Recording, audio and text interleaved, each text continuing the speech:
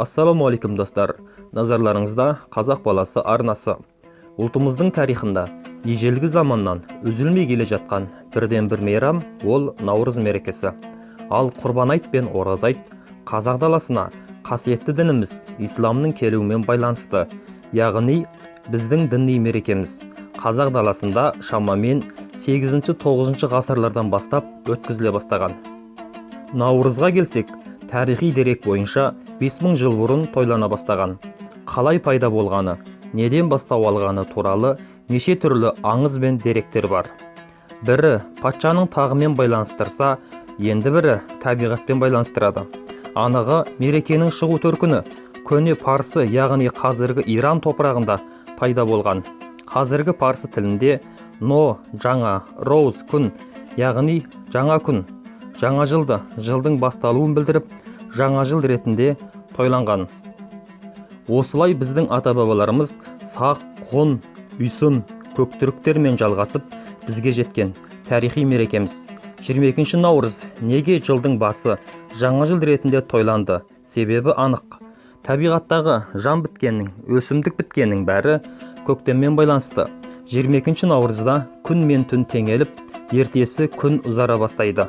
Яғни жаңа тіршілік пайда болып, қар еріп, күн жылынып, жер гүлденеді, жан жануар оянып, тірлік ете бастайды.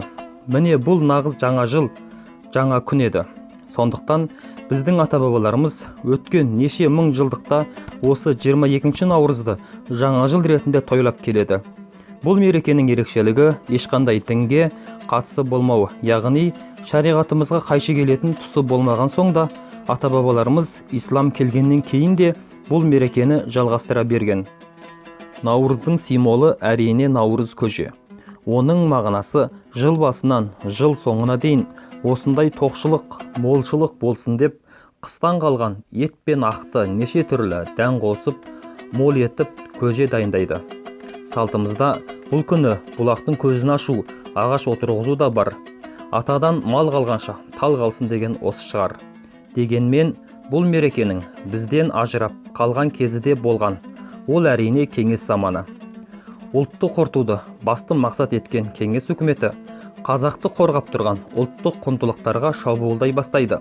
Оның бірі неше мың жылдықтан бері жалғасып келе жатқан осы Наурыз мерекесі еді. 1926 жылы ескіден қалған сарқыншақ деп бұл күнді тойлауға тыйым салады. Атадан текті болып туған ұлт қашанда тектілігін көрсетті. Қаншама сыннан, кедергіден кейін 1988 жылы Алматыда әз Наурыз қайта тіріліп тойлана бастайды.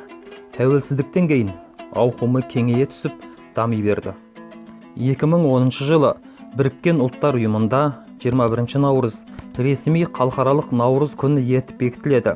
Қазіргі таңда Орта Азия, Кавказ, Кіші Азия, Таяу Шығыс пен Иран, Ауғанстан мен Пәкістанда ресми түрде тойланады. Назар салып тыңдағандарыңызға рахмет. Ұнаса лайк басып, арнаға жазылуды ұмытпаңыздар. Келесі бейнеде көріскенше.